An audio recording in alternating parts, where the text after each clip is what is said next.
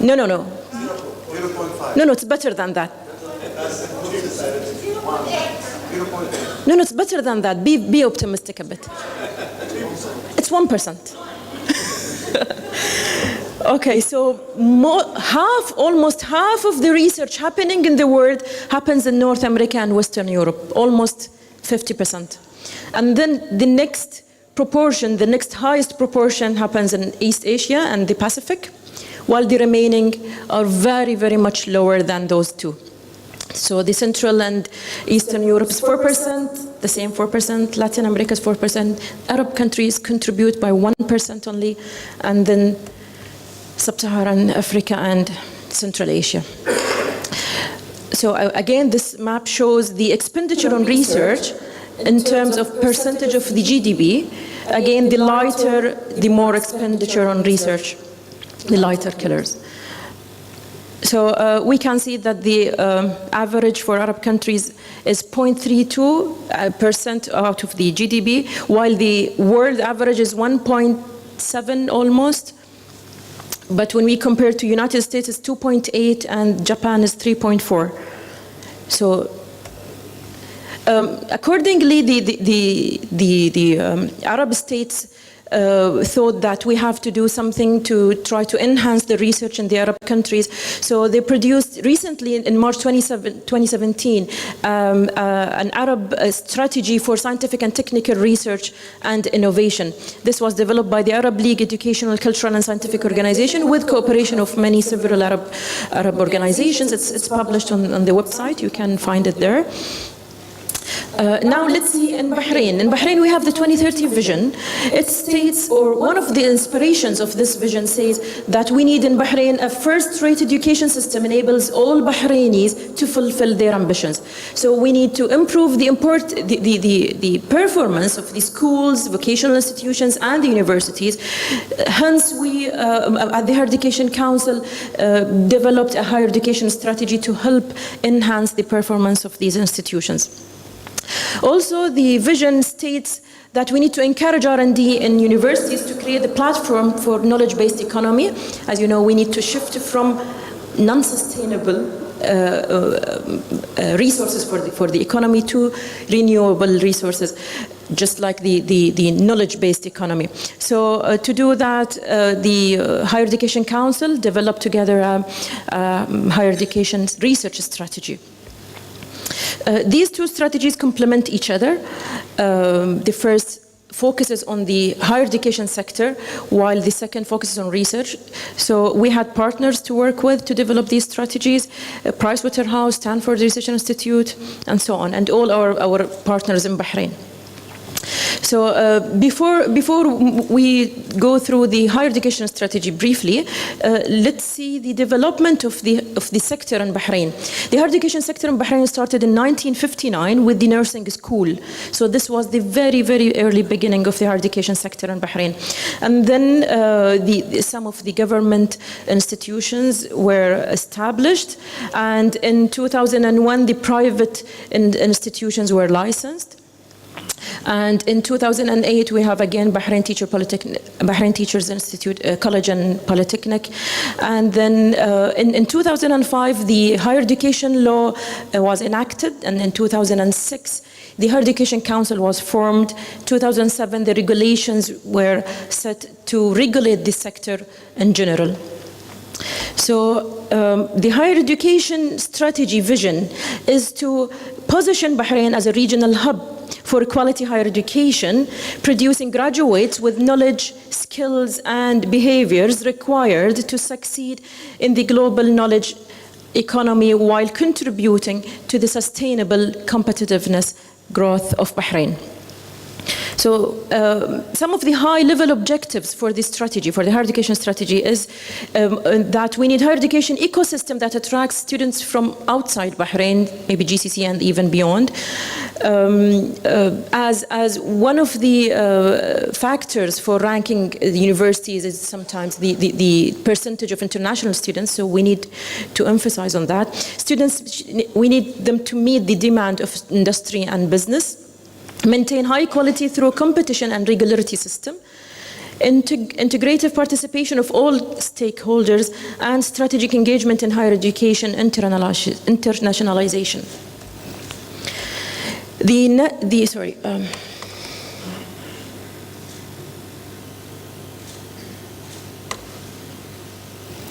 Okay, so the National Higher Education Strategy themes, we have 7 different themes that we are working on. The first is equality for impact. So in this theme, the aim is to enhance the overall quality of the higher education sector, to graduate, well-rounded graduates, academically, professionally, and personally. The second theme is skills for future, aligning Bahrain higher education sector to meet current and future regional and national needs. The third theme is about strategic access, integration between the higher education, vocational education, and continuing education, to have equitable and strategic access for graduates, for secondary school graduates. The fourth theme is Bahrain first choice education destination for GCC. So in this theme we focus on becoming a regional hub for quality private higher education and institutions with a strong quality brand. The fifth theme is EdTech Bahrain, so making maximum use of educational technology to leapfrog Bahrain's higher education sector. Startup Bahrain, so in this theme we focus on creating an entrepreneurship ecosystem for students in Bahrain, to have students creating jobs, not only seeking for jobs. And the last theme is about research for competitive economy, and the other strategy focuses on this theme as well. Let me go back to this view. Okay.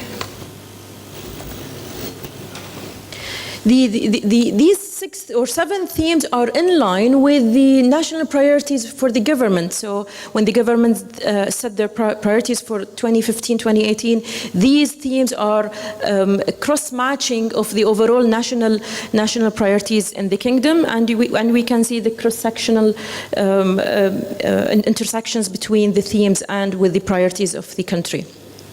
So now let's talk about the national research strategy. First of all, why do we need research in Bahrain? Research creates new knowledge that contributes to the development of technology and the solution of problems and the needs of Bahrain. And hence, this technology development underlies much innovation, productivity, growth, and economic growth. It's an essential component for successful knowledge-based economies and critical to provide solutions to Bahrain's specific needs. Unique local industrial or business problems, as well as health, environment, economic or social needs, can be solved via research. Sustainability, that's the title of our conference, and principle underlying the Vision 2030 is an example of an area that requires local as well as global research into environment, energy, and economics. So what's the vision for the research strategy? The vision is Bahrain will excel in key fields of research of importance to the kingdom's economy and social welfare, and possesses the broad research capacity needed to access and use global knowledge. To achieve this vision, we have 5 strategic objectives. So the first one is to establish a national research governance infrastructure, then strengthen university research capacity, strengthening the integration between higher education institutions, the academic institutions, and international research institutions, emphasizing on Bahrain needs and priorities, improve public awareness and understanding of research and innovation, and finally to address the national priorities and research needs. So how we will measure these, the satisfying such objectives, whether they are fulfilled or not? We have few KPIs. For example, to measure the establishment of a national research governance infrastructure, we need to check the number of well-equipped labs we have, shared labs between different universities, the increase of national R&D expenditure per the current expenditure. Currently it's 0.04% out of the GDP, and the strategy sets by 10 years we wish to increase it until 1%, so it is realistic as much as possible. To measure the objective about the research capacity, we have different KPIs, such as the number of researchers in university and private enterprises, increase in the share of students with natural sciences, STEM specializations, journal publication output, number of patents, and improvement in ranking of Bahraini universities in the global rankings, number of enterprises with R&D department and personnel, and how we will measure strengthening the integration between different types of higher education, continuing, vocational, and higher education. By number of collaborative research projects between universities and private enterprises, number of joint research projects with regional or international universities, number of research projects funded by regional and international organizations, number of national research networks. Improving public awareness and understanding of research and innovation can be measured by improved public understanding of science, and this will be measured by international surveys. Outstanding research scientists and students are recognized by being awarded, and conventional and social media content and traffic matrices.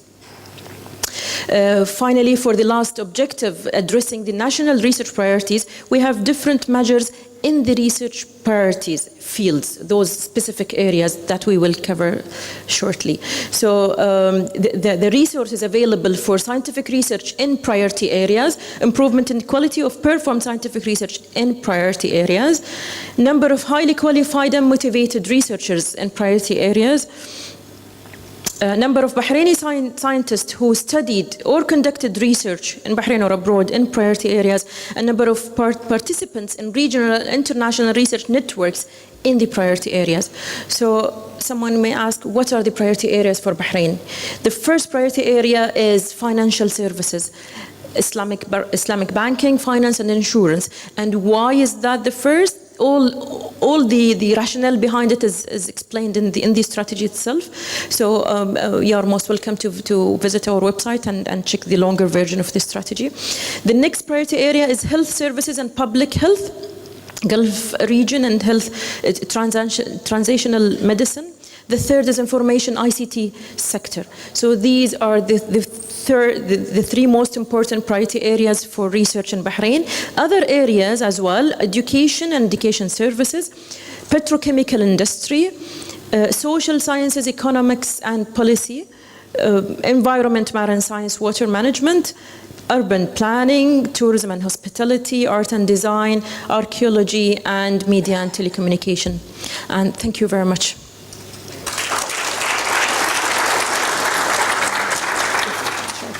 Give you an award. There will be questions for sure. Thank you, Dr. Farzana. It's inspirational and to the point. And we have 10 minutes for questions. Who would like to make a start from the audience? A golden opportunity for you to engage with the Higher Education Council in Bahrain. Please.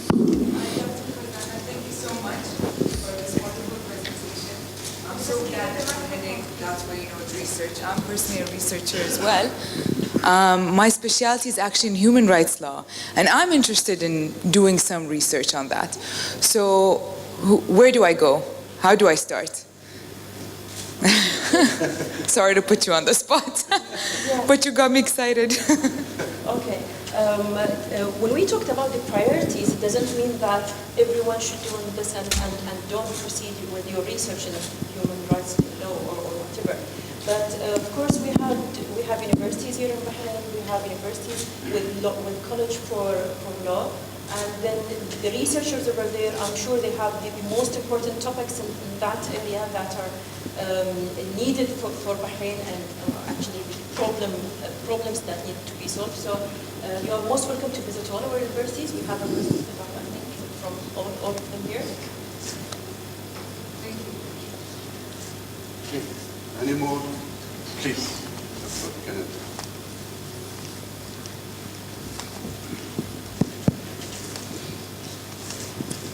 Thank you very much for that magnetic delivery. My name is Dr. Kennedy from AMA International University. Now, my question is this. I looked at the priority areas, and one of such is the area of Islamic finance banking. I am a specialist in accounting. and finance. Now, if I want to engage in a research endeavor that would focus on Islamic finance, Islamic banking, and those areas. Now, with your ministry be interested in sponsoring such research without necessarily referring me back to my university. I mean, I'm talking about situating it in Bahraini context. So, can you clarify exactly what is the point of the question? Now, the point is this. Currently, I am trying to, I've conceptualized a topic with respect to Islamic banking and finance in Bahrain. Okay. Now, for instance, I would need some assistance from the government, through your office, for instance, to assist in the funding of the research. Mm-hmm. Now, in this case, how do I go about it? Because it's going to be of immense benefit to the Kingdom of Bahrain. That is my question. Okay. For the time being, there is no exactly funding from the Ministry of Education for the research, but we're working out to set up some kind of support and fund in the near future. Besides that, we established earlier in 2007 the regulations that each university, you are coming from AMA University, I guess? So yeah, each university should locate 3% out of their income for the research. Recently, this year, this was increased to 3% out of the total income and not the net income. So this would help to fund the researchers and the universities. They should allocate this 3% for all the researchers in the university as per your research proposal. Please, Professor. President of London South Bank University. Yeah, we're pleased to have you here. I'll just speak out.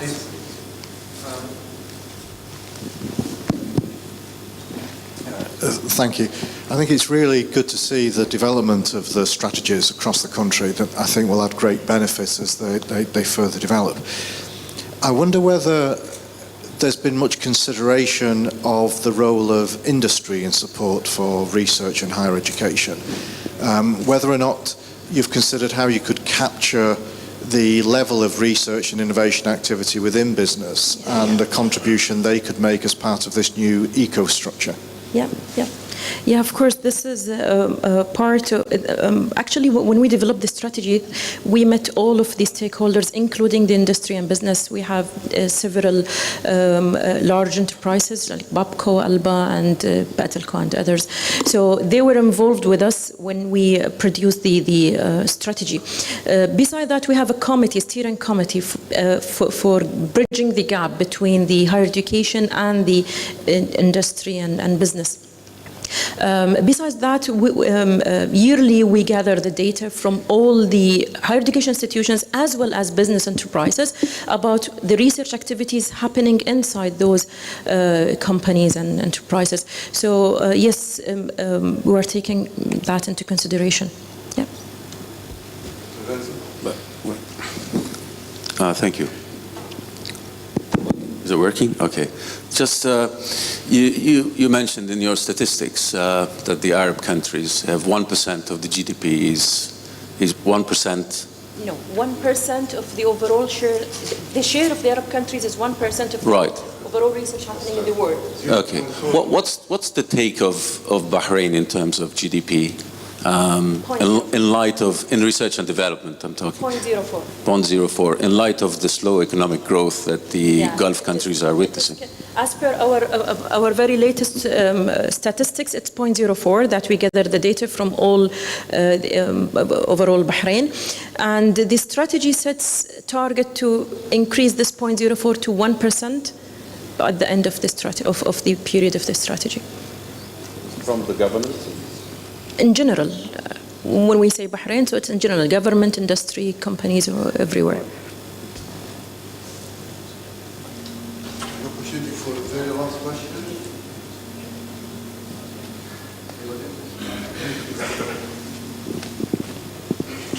Thanks, Farouza, for the presentation. It was a really excellent overview to learn more about the research and development in Bahrain and your plans for the future. But I'm just wondering about the challenges you're going to meet in order to reach or to probably to reach to your targets in this strategy. Can you just tell us more about the challenges or for this one? Thank you. مثل ما نقول تشكيلي أبكي لك. So the challenges are various. Of course, one of them is the funding. Especially in this time with such a situation in the economies. So this is one of the challenges. The other one is the culture, research culture in the Arab world in general and Bahrain in particular. So we need to improve the belief in research that it is really will be rewarding, but not in the short term. It is a long-term return on investment. So the higher education institutions need to focus on research, not on research as well as teaching, although the return won't be very clear in the near future, but working on research and having some kind of incubators, innovation will take us further to introducing some new technologies, and then will help us to enhance our economy. So the culture there, sometimes I hear some staff members saying that we do research just because I need to be promoted. So it is just a tech to be done for getting associate professor or professorship. So maybe these are most of the important challenges. Okay, thank you very much. Dr. Farzana, it was really inspirational. Of course, I mean, the issue of research and creating research capacity, this is a problem in the whole of the Arab world, not just, if you look at the figures in Bahrain, in fact, the figures are presented from the competitiveness reports. Bahrain has improved immensely over the last 5 years, immensely. You can see the trends is going the right direction, but creating research capacity in the Arab world in general is a problem. Not just, I mean, the figures from Dr. Farzana shows 0.4% of the GDP is spent on research and development, while in South Korea 3.7, and in some other nations 4 and above. So we have a big challenge in creating the capacity, but we are optimistic that we are on the right track. Now, the second keynote speaker, you have a tough competition, my friend Charles, because the first one was excellent. Charles is the co-chair of the conference. He's a very, very close friend and colleague from London South Bank University. He's the Dean of the School of the Built Environment and Architecture. We worked together at Salford University, in fact, in the past, and he's now the Vice President of the Charter Institute of Building, and he'll become President in 2 years' time, I understand, which is a fantastic achievement once again, because I was a president of that institute, and this is the most satisfying job you would ever do, especially working with Mr. Chris Blythe. Of course, he's a visiting professor at a number of universities in Europe and Africa, supervised 25 PhDs, and examined over 60 PhD candidates. He had more than 350 publications in various international journals and conferences. I don't know what time you sleep, Charles, but you are welcome on stage to deliver your lecture on sustainability and innovation, hopefully. Yeah? Thank you, Charles.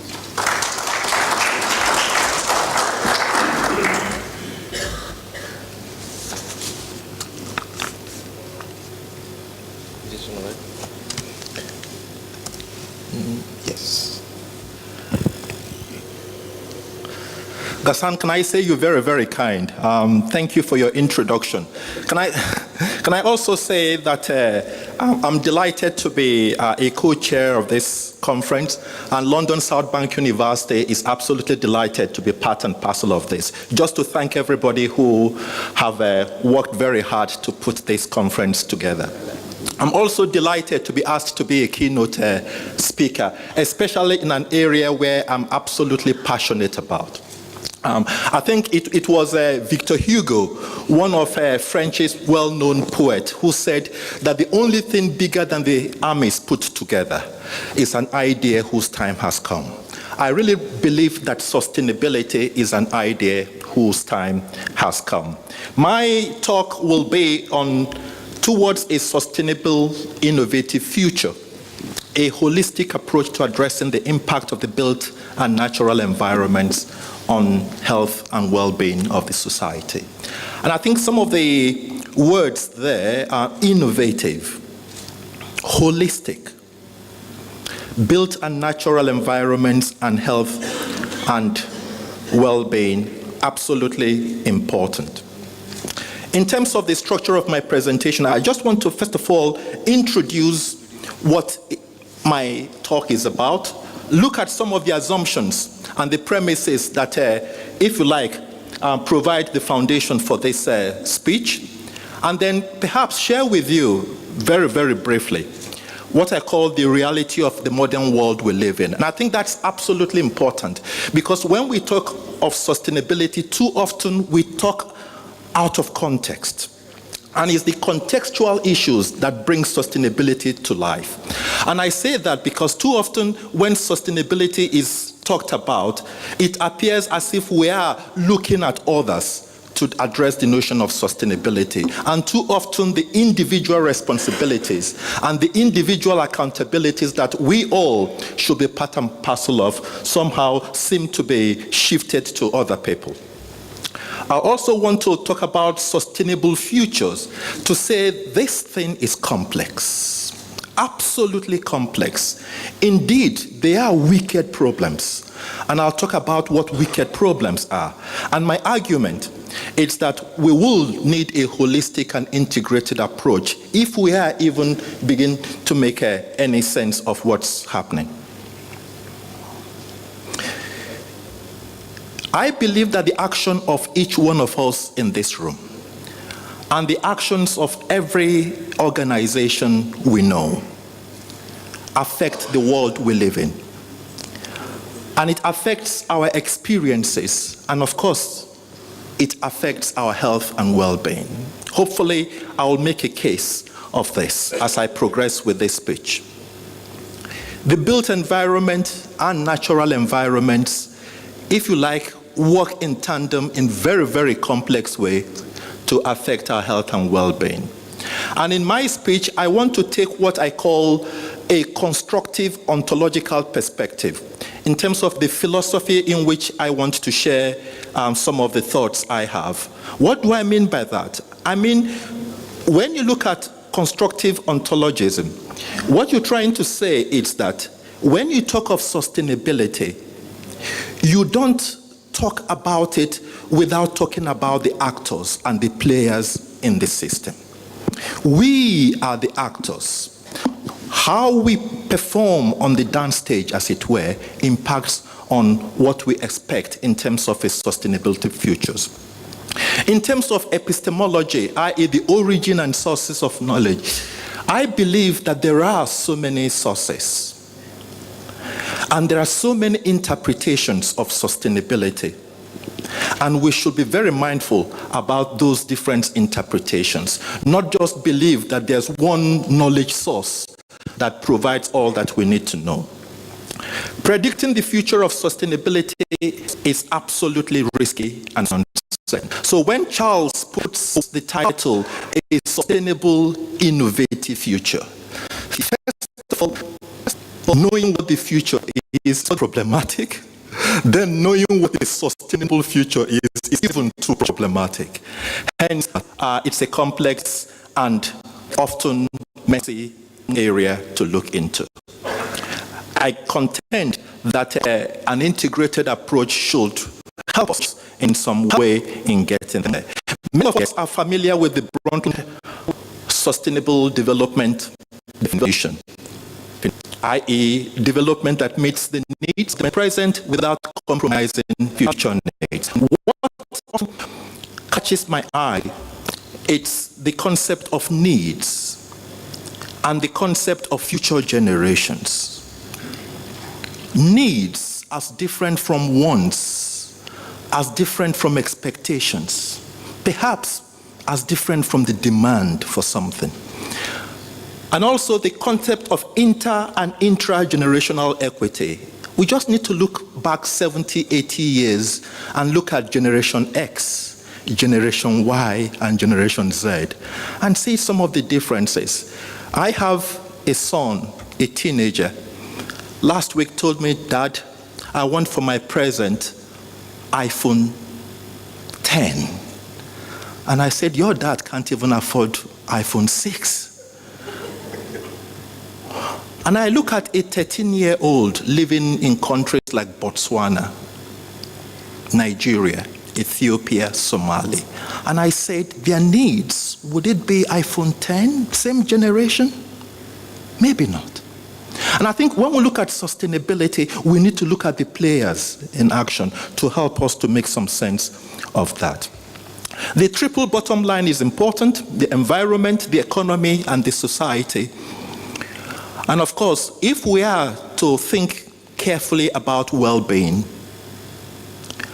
and the health of society, it's the interconnectedness, the notion of understanding ecosystems, diversity and integration, the biodiversity of the world we live in, the cultural identity, the issue of equity, the issue of parity, and of course, the notion of growth and development, and the very, very thorny issue of trickle-down. And this is where I get a little bit, shall I say, irritated by some of my fellow academics in terms of the trickle-down economics, believing that if the developing world have got the hang of sustainability, then somehow it will trickle down neatly into those who haven't. Or those who are very good in technological innovation, in sustainability, somehow it will trickle down. It's not happened the way we want. Perhaps it's not going to happen. So we need to think about interventions that allow the world to begin to make sense of sustainability. Not that it will make sense in an even, smooth way, but it offers an opportunity to look at the complexities of sustainability.